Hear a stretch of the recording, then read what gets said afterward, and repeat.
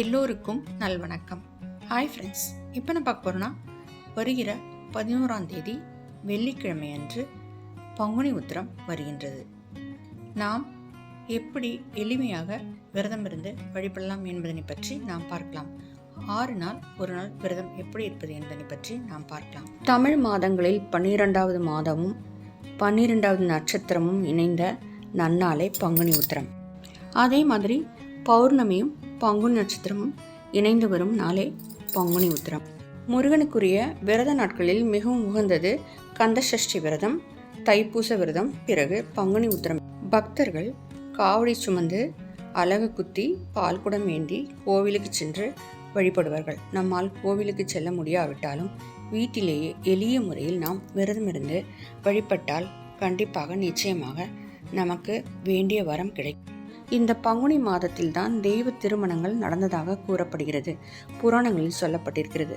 அதனால் திருமணமாகாதவர்கள் இந்த பங்குனி உத்திரத்தன்று விரதம் இருந்து வழிபட்டால் கண்டிப்பாக நிச்சயமாக திருமண தடையாகலாம் என்று கூறுவார்கள். இதை கல்யாண விரதம் என்றும் கூறுவார்கள். மகாலட்சுமியும் ஐயப்பனும் அவதரித்த திருநாள். அதனால் நாம் எந்த தெய்வத்தையும் இந்நாளில் நாம் வணங்கி வழிபட. பங்குனி உத்திரம் வருகிற ஏப்ரல் மாதம் 11ஆம் தேதி வெள்ளிக்கிழமை அன்று வருகிறது. ஆனால் பங்குனி நட்சத்திரம் 10ஆம் தேதி மதியம் 2:07 தொடங்கி 11ஆம் தேதி மாலை 4:11 மணி வரை தான் உள்ளது. ஆனால் இந்த வருடம் பௌர்ணமி திதியும் உத்திர நட்சத்திரமும் ஒன்றாக வரவில்லை. பௌர்ணமி திதி 12ஆம் தேதி காலை 4 மணிக்கு தொடங்கி 13ஆம் தேதி காலை 6:03 வரை உள்ளது.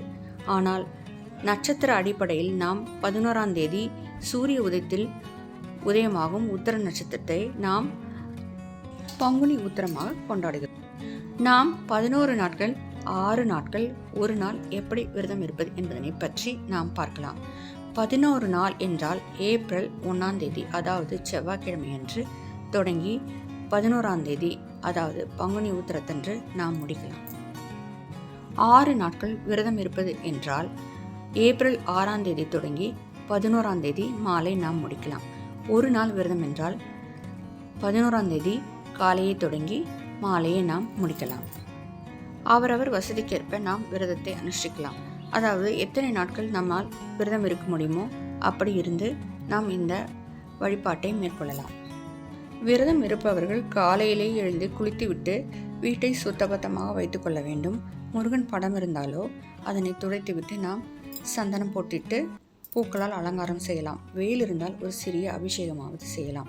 அதாவது நம்மால் எது முடியுமோ பால் அபிஷேகம், சந்தன அபிஷேகம், தேனால் செய்யலாம். இல்லை என்றால் விபூதி அபிஷேகம் செய்யலாம். நைவேத்தியமாக நாம் 6 வகை சாதம் செய்யலாம். அப்படி இல்லை என்றால் பால் பழம் வைத்துக்கொள்ளலாம். நாம் 11ஆம் தேதி பங்குனி உத்திரத்தன்று நாம் சர்க்கரை பொங்கல், பாயசம் எது முடியுமோ நாம் செய்து வைக்கலாம். நம்ம வீட்டில் எப்படியும் நம்ம ஏதாவது செய்வோம். அதில் நம்ம ஒரு தயிர் சாதமாவது கலந்து வைக்கலாம். 11 நாட்கள் 6 நாட்கள் விரதம் இருப்பவர்கள் நாம் டெய்லி பால் பழங்கள் வைக்கலாம். பாலில் நாம் தேனும் கற்கண்டும் கலந்து வைக்கலாம். நாம் பங்குனி உத்திரத்தன்று அதாவது 11ஆம் தேதி பிரசாதங்கள் செய்து படைக்கலாம். அருகில் கோவில் இருந்தாலும் கோவிலுக்கு சென்று நாம் வழிபடலாம். அபிஷேகத்திற்கு பால், சந்தனம், விபூதி ஏதாவது நாம் வாங்கி கொடுக்கலாம். நம் வீட்டில் திருமணமாகாத பெண் பிள்ளைகளோ ஆண் பிள்ளைகளோ இருந்தால் அவர்களிடம் ஏதாவது சின்ன தானமாவது செய்ய சொல்லலாம். அதாவது கோவிலுக்கு சென்று அன்னதானம் செய்ய வைக்கலாம். இல்லை என்றால் பெண்களாக இருந்தால் மங்கள பொருட்களை பெண்களிடம் கொடுத்து நாம் அதை தானமாக கொடுக்கலாம். வீட்டில் முருகன் படத்திற்கு செவ்வரளி மலர்கள் கிடைத்தால் நாம் அலங்காரம் செய்யலாம். அப்படி இல்லை என்றால் சிகப்பு நிற, வெள்ளை நிற மலர்களால் நாம் முருகன் படத்திற்கு அலங்காரம் செய்யலாம். திருமண தடை அகல, செல்வ வளம் பெருக, பிறகு குழந்தை பாக்கியம், குடும்ப ஒற்றுமை எல்லாவற்றிற்கும் நாம் முருகனை வேண்டி நம் வேண்டுதலை நிறுத்தி நிச்சயமாக கண்டிப்பாக நடக்கும் என்று நம்பிக்கையோடு நாம் இந்த விரதத்தை அனுஷ்டித்து நாம் முருகனை வேண்டினால் நிச்சயமாக நடக்கும். ஃப்ரெண்ட்ஸ், என் அனுபவத்திலே நான் பார்த்துருக்கேன். ஃப்ரெண்ட்ஸ், நாம் குலதெய்வத்தையும் விநாயகரும் வேண்டிக்கிட்டு நாம் உண்மையோடு பக்தியோடு நாம் வேண்டினால் நிச்சயமாக கண்டிப்பாக நடக்கும். ஃப்ரெண்ட்ஸ், இதை செய்யுங்க அதை செய்யுங்க அதெல்லாம் சொல்கிறாங்க பார்த்தீங்களா, அதெல்லாம் அப்படிலாம் எதுவுமே கிடையாது ஃப்ரெண்ட்ஸ். நாம் எந்த தெய்வத்தை நாம் வேண்டினாலும், அதாவது உண்மையோடு பக்தியோடு வேண்டினாலும் கண்டிப்பாக நிச்சயமாக நடக்கும். நம்ம வீட்டில் எப்படியும் தீபம் ஏற்றுவோம். அது கூட நம்ம 6 அகல் தீபமோ இல்லைனா ஒரு நெய் தீபம் ஏற்றி வைத்தால் கூட போதுமானது. ஃப்ரெண்ட்ஸ், இந்த வீடியோ பிடிச்சிருந்தால் லைக் பண்ணுங்கள், ஷேர் பண்ணுங்கள், மறக்காமல் சப்ஸ்கிரைப் பண்ணுங்கள் ஃப்ரெண்ட்ஸ். தேங்க்யூ, தேங்க்ஸ் ஃபார் வாட்சிங். பெல் ஐக்கானையும் ப்ரெஸ் பண்ணி வச்சுக்கோங்க. அப்போ தான் நான் போடுற வீடியோஸ்லாம் உங்களுக்கு நோட்டிஃபிகேஷன் வரும்.